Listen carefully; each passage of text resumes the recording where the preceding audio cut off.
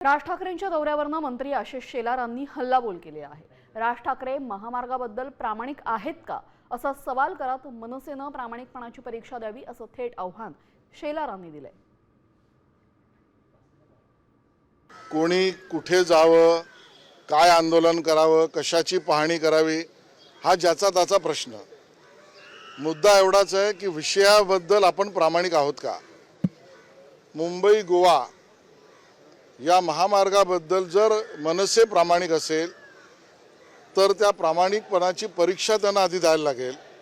आणि जर राज ठाकरे किंवा मनसे स्वतःच्या मित्र असलेल्या उद्धव ठाकरेंना मुख्यमंत्री पदाच्या काळातल्या दिरंगाईचा प्रश्न विचारणार नसून ही पाहणी करणार असेल तर केवळ ती राजकीय पाहणी आहे। या मुळात विषयाशी गांभीर्यतेने पाहत आहेत असं मला वाटत नाही।